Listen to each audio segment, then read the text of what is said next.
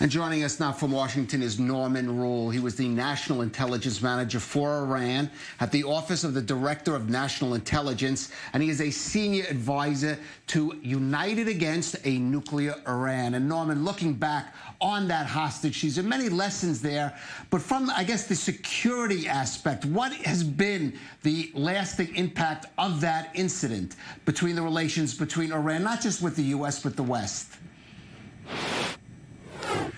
The hostage takeover isolated Iran in a significant fashion. It made Iran an international pariah.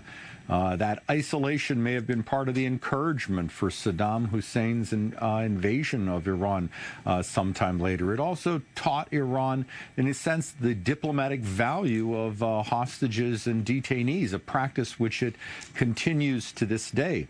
At the same time, although this was a terrible incident in the history of our two countries, because Iran has continued this type of behavior, whereas the United States has had traumatic and even violent engagements with other countries, such as, say, Vietnam, we've recovered from that and developed very good relations. That's not happened with Iran, because Iran has not changed the revolutionary DNA that it showed in those very early days. Norm, from my understanding, during your many years at the CIA, you also worked on freeing hostages from Hezbollah in Lebanon. Hezbollah, of course, a tightly linked group to Iran. To what degree has Iran exported that same thing you're talking about, and in particular hostage-taking?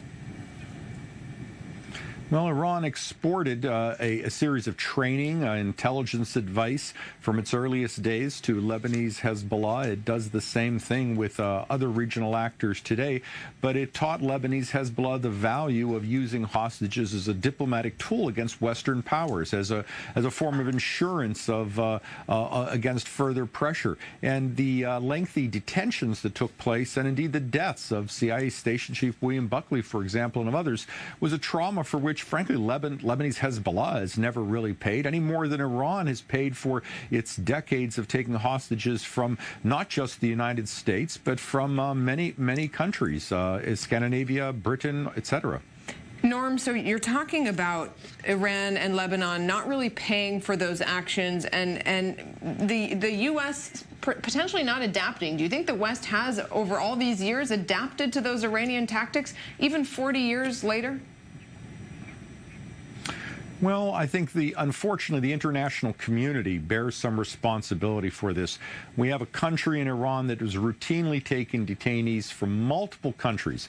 This is a recipe that the United Nations Security Council was made to address, and it has done nothing in that regard. I think it says something about how the international community has ceased to view such actions as a reason for common cause and common diplomatic pressure. In some ways, Iran's use of hostages has become a statement on how the West itself handles terrorism and detention abroad. It's a very sad statement.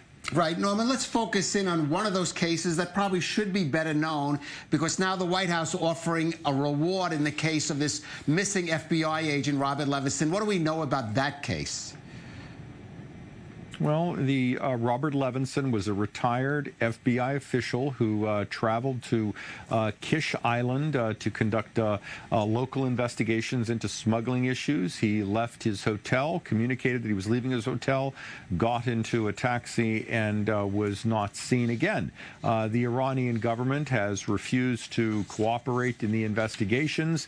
It has stated that it has no knowledge of Robert Levinson. Robert Levinson later appeared in a video which implied that he had somehow been taken from Kish Island in the Gulf to Baluchistan or Pakistan in the Far East. The video, frankly, bears every sign of a charade, but Iran has used that video to say that he is no longer in Iran, and indeed he has been taken by some sort of shadowy Pakistani group, which appeared only at the moment of the video and then disappeared immediately thereafter. it again says something about the international community that we have allowed Robert Levinson's fate to vanish in the mist of history. And frankly, his family continues to suffer to this day. They have ensured that his cause has not been forgotten, but this is again something that countries beyond the United States need to pick up if Iran is to change this behavior. Norm, I want to bring in one big part of the story today in particular. I imagine not a coincidence that exactly 40 years after that hostage crisis, Iran announcing that it is continuing to violate the nuclear deal, which of course the U.S. pulled out of, both in acquiring more advanced centrifuges and more enriched uranium. Is this just a pressure tactic? And is there anything at all you see that could actually break this cycle? Because so far, new sanctions, which we've seen time and again, don't seem to be doing much. Well, first, Iran's tactics are have a twofold purpose. First, they are staying within the JCPOA in general terms. What they have done does not allow them to create a nuclear weapon, but at the same time, by expanding their nuclear program beyond the limits allowed by JCPOA, they're putting additional pressure on Europe and the Russians and Chinese to compel the Trump administration to cease sanctions. It's in Iran's interest that it continue this policy. If it were to cease gradual expansion of its nuclear program, that pressure on Europe would be reduced, and that is in Iran's detriment. But if it were also to suddenly leave the program completely, that would or might unify Europe, Russia, and China against Iran. So we're going to see Iran move in this direction.